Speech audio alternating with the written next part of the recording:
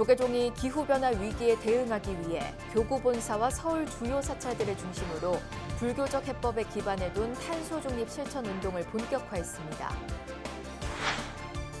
조계종 총무원장 원행 스님은 러시아의 우크라이나 무력 침공에 대해 잇따르는 무고한 희생에 안타까움을 금할 수 없다며 이기심 충족을 위해 벌이는 명분 없는 전쟁을 즉각 중단하라고 촉구했습니다.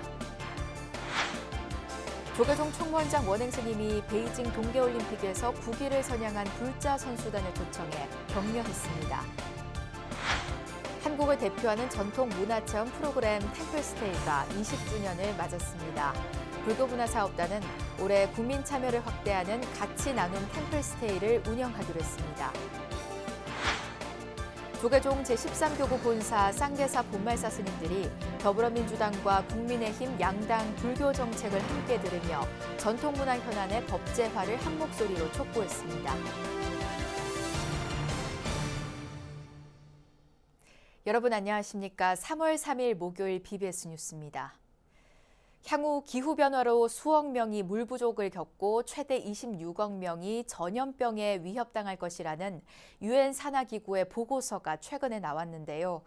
조계종이 이런 글로벌 이슈에 대응하기 위해 교구 본사와 서울 시내 주요 사찰들을 중심으로 불교적 해법에 기반을 둔 탄소 중립 실천 운동을 본격화하고 있습니다. 김호준 기자가 보도합니다.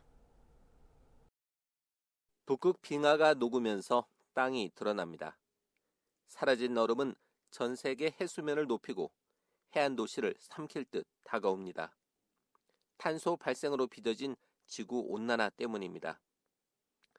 지형 변화뿐 아니라 20년 안에 지구 온도가 1.5도 오르면 전 세계의 26억 명이 식중독 같은 수인성 질병이나 전염병에 걸릴 수 있다는 유엔 산하 협의체의 충격적인 경고도 나왔습니다. 전 세계의 화두인 기후위기가 갈수록 심각해지자 조계종의 대응이 본격화됐습니다. 생명의 소중함과 공존 상생을 전파한 부처님 가르침으로 위기를 극복하자는 겁니다. 수단이 파트에 보면 모든 생명체들이 행복해야 한다라고 이렇게 강조하고 있습니다. 그래서 첫 번째 계율이 불살생이고 생명살림의 실천 윤리를 삼고 있습니다. 자, 여기서 이제 당연히 불교는 이 기후 위기에 전면에 나설 수밖에 없는 상황에 직면해 있는 거죠. 수직 성장 사회가 아닌 윤회 공존하는 순환 사회, 소비의 삶이 아닌 소욕 지족의 삶을 추구하는 가치관으로의 전환입니다. 총무원장 원행 스님도 신년사에서 강조한 대목입니다. 그 대안으로 전통적 종교의 역할이 커질 것입니다. 올해 초부터 은혜사와 금산사, 고운사 등 교구본사에서는 기후위기 실천 선언문을 발표하고 탄소제로 2030을 위한 실천운동에 적극 나섰습니다. 서울에서는 가장 먼저 도선사가 탄소 중립을 위한 실천운동을 선언했고 봉은사는 지난달 대중들과 함께하는 실천 선언문 낭독으로 정초 기도법회를 회양했습니다. 불교계 시민사회 단체들도 팔을 걷어붙였습니다. 탄소 중립 생활에 대한 시민 인식을 높이는 한편 대응책 마련을 위한 정치권의 단호한 결단을 촉구했습니다. 매우 미흡하죠. 이걸 가지고 기후위기를 정말 우리가 대응한다고 할 수 있나 매우 부끄러운, 여전히 부끄러운 현실입니다. 제19교구 본사 화엄사와 서울 화계사도 실천 선언식을 추진하는 등 종단의 많은 사찰이 동참 의지를 밝히고 있는 상황. 조계종은 실천 활동이 실질적이고 지속될 수 있도록 관련 법문과 심도 교육, 매뉴얼 등을 사찰에 지원할 계획입니다. BBS 뉴스 김호준입니다. 조계종 총무원장 원행 스님은 러시아의 우크라이나 무력 침공에 대해 무고한 생명의 희생이 잇따르고 있어 안타까움을 금할 수 없다고 밝혔습니다.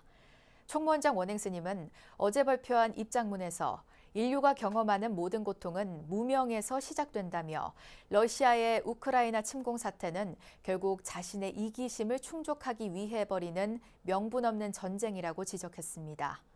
그러면서 중생이 아프면 부처도 아프다는 유마거사의 가르침을 인용해 우크라인들의 아픔은 곧 우리 모두의 아픔이라며 생명과 평화의 가치가 온 세상에 함께할 수 있도록 잔혹한 총칼을 즉시 거두라고 촉구했습니다. 조계종은 음력 초하루인 오늘을 2천만 대한민국 불자들이 마음을 모아 우크라이나 생명 평화를 위해 간절한 기도를 올리는 날로 정했습니다. 조계종 총무원장 원행 스님이 베이징 동계올림픽을 빛낸 불자 선수단을 총무원 청사로 초청해 격려했습니다. 국위를 선양한 선수들에게 체육 발전에 더욱 힘써달라고 당부했습니다. 정영석 기자가 전합니다. 여자 쇼트트랙 최민정, 컬링 김은정 등 베이징 동계올림픽의 영웅들이 조계종 총무원 청사를 찾았습니다.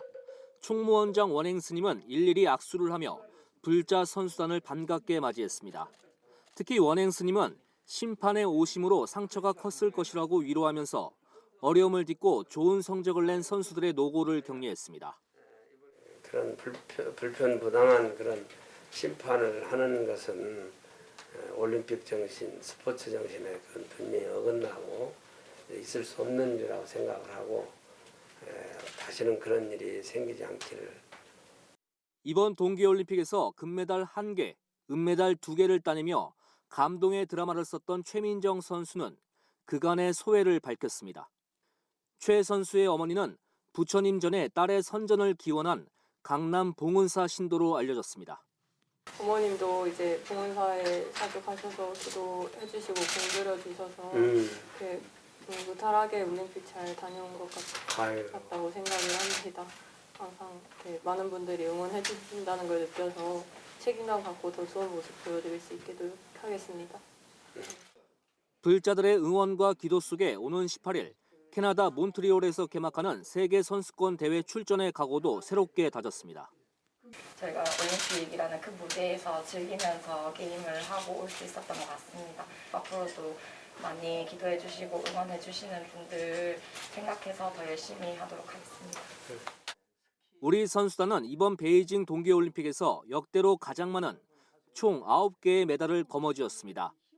선수 단장을 맡았던 윤홍근 단장은 부처님의 가피 속에 이뤄낸 값진 성과였다고 밝혔습니다.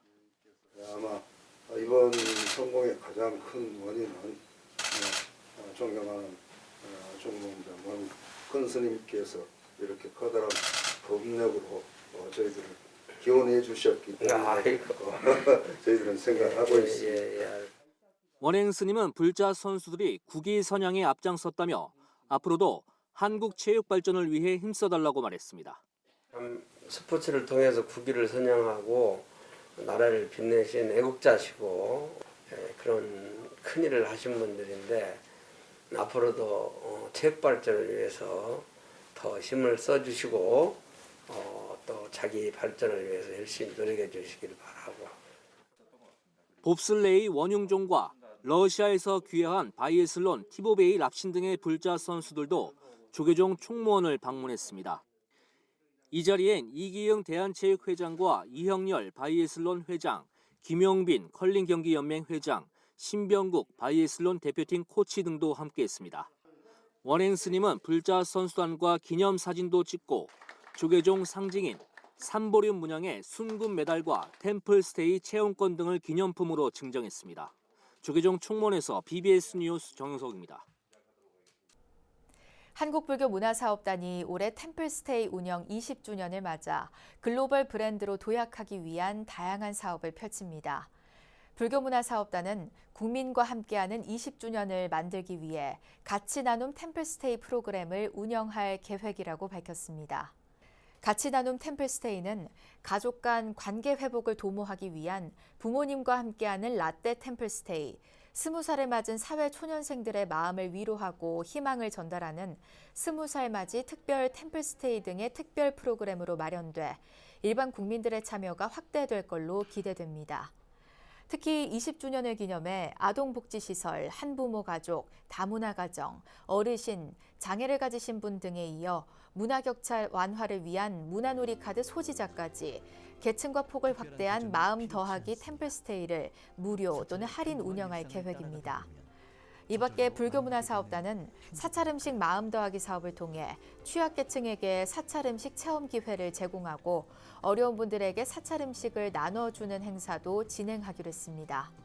또 템플스테이 20년사 발간 사업으로 템플스테이 20년 역사를 다양한 형태로 정리하고 20주년 성과 발전 방향 연구 사업으로 템플스테이 현황과 성과를 전문가 시각으로 분석해 향후 방향성과 중장기 목표를 설정할 예정입니다. 조계종 제13교구 본사 쌍계사 본말사가 대선을 앞두고 더불어민주당과 국민의힘 양당의 불교 정책을 직접 듣는 자리를 마련했습니다. 쌍계사 4부대중은 특정 종교 편향이 사라지고 전통문화 현안이 해결되기 위해선 법제화가 이뤄져야 한다고 입을 모았습니다. 부산 BBS 박영록 기자입니다. 쌍계사 본말사 스님 50여 명과 포교사단 경남지역단, 각 사찰 신도의 임원진이 모였습니다. 대통령 선거를 앞두고 어느 한쪽의 편을 들기 위해서가 아니라 어떤 불교 정책을 펼칠 것인가에 대한 설명을 직접 듣고 불자들이 각자 판단할 수 있도록 하기 위해서입니다. 여러분들이 판단하시는 것이 좋을 거라고 생각되어지고요. 이 종교계가 어느 한쪽에 편을 들어서 하는 것은 결코 온당치 못하다고 생각을 저는 평소에 하고 있습니다. 국민의힘에서는 주호영 국회의원이, 더불어민주당에서는 황인성 사천남해하동 지역위원장이 나서 양당의 불교 정책에 대한 기본 방향을 밝혔습니다. 저는 이 정책과 관련된 불교는 4가지 영역이 있다고 보고 있습니다. 첫째는 신앙, 종교로서의 불교 영역이 하나 있고, 그 다음에 이제 문화재와 관련되는 영역이 하나 있고, 그 다음에 사찰에도 스님들이나 사람들이 사니까 생활의 영역이 하나 있을 수 있고, 그 다음에 종교 교리와 관련되는 그런 4가지 영역이 있습니다. 군사정권에서 시작된 사찰지에 대한 각종 규제와 이로 인한 문화재 관람료 문제 등으로 불교계가 적지 않은 불평과 희생을 감내해 오셨습니다. 한반도의 역사와 함께하는 불교 문화가 영구히 보존될 수 있도록 불교계와 함께 노력해 나가겠습니다. 또한 세부적 불교 정책으로 주호영 의원은 종교 편향 차별 금지, 전통사찰 보수 정비 사업, 문화재 원형 보정 등에 대해 설명했습니다. 알게 모르게 정책이나 예산에 있어서 특정 종교가 지원받는 일이 없어야 되는 그런 점입니다. 그래서 저희들은 종교 차별 없도록 하고 종교적 정치적 중립을 지키겠다. 그걸 가장 큰 공약으로 내세우고 있고요. 황인성 위원장은 국가지원 확대를 통한 점진적 문화재 관람료 폐지, 사찰 규제 개선, 불교 관련 전승간 건립 등을 제시했습니다.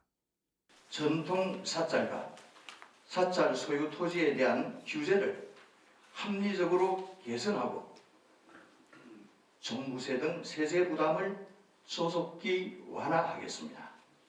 쌍계 총림에서 양당의 불교 정책을 공식적으로 들은 것은 처음으로 참석 사부대중들은 일단 긍정적으로 평가했습니다. 다만 대통령 선거를 앞두고 쏟아진 불교 정책들이 말에만 그치지 않도록 경계했습니다.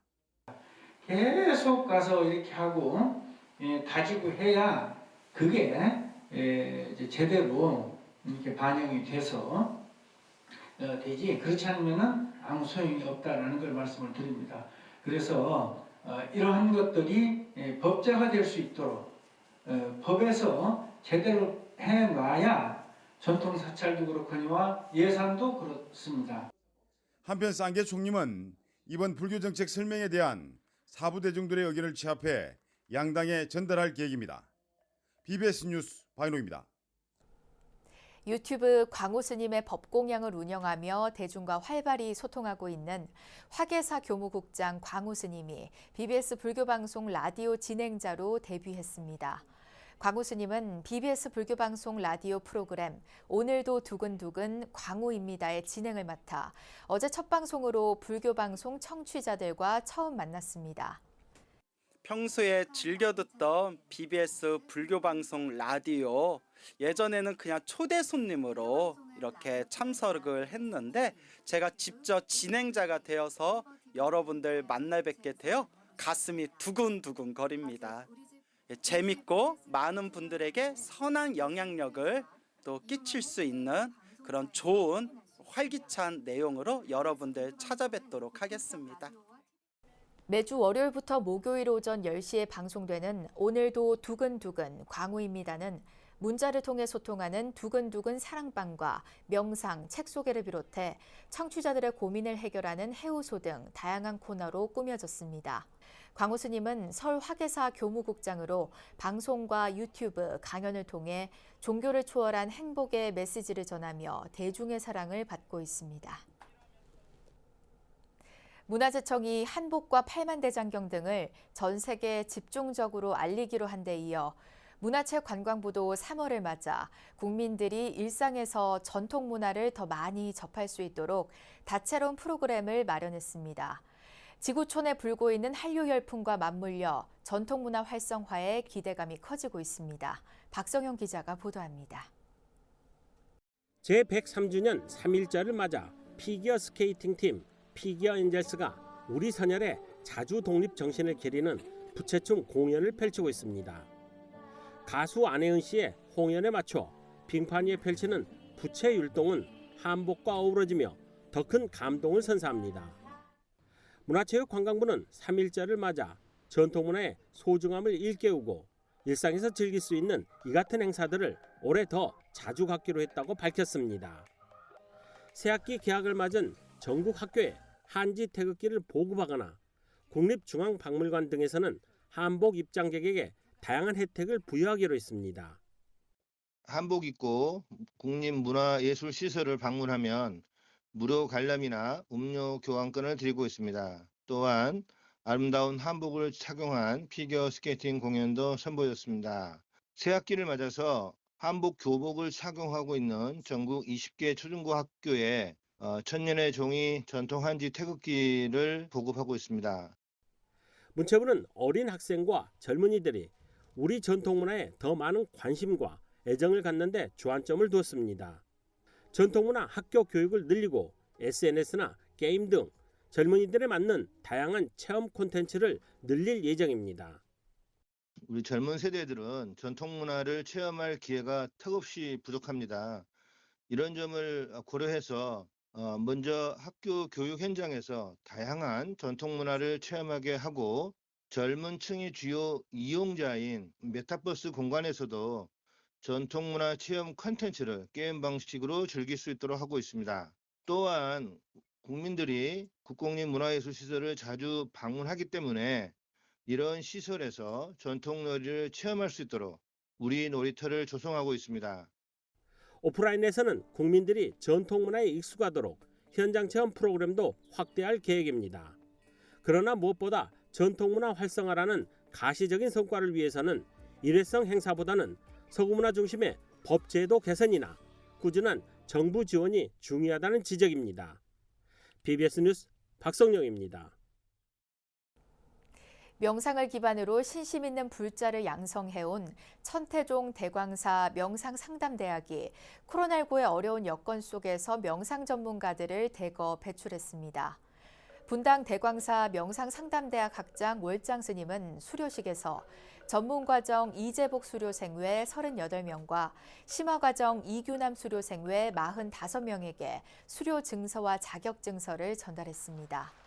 또 이용섭 고규 수료생에게는 신행상을, 이재복, 이규남 수료생에게는 정진상을, 현영희 수료생 외 6명에게는 우수상을 수여했습니다. 시상에 이어 진행된 장학기금 전달식에서 졸업생들은 명상상담대학의 발전을 위한 장학기금 200만 원을 학장 월장 스님에게 전달했습니다. 이어진 입학식에서 월장 스님은 기본과정 50명의 입학을 허가했고 신입생 대표 홍경호 씨는 입학 선서를 통해 공부에 매진할 것을 다짐했습니다. 천태종 부산금강불교대학이 교과 과정을 마친 수료생 124명을 배출하고 불교학과 초급 과정에 76명의 신입생을 받아들였습니다.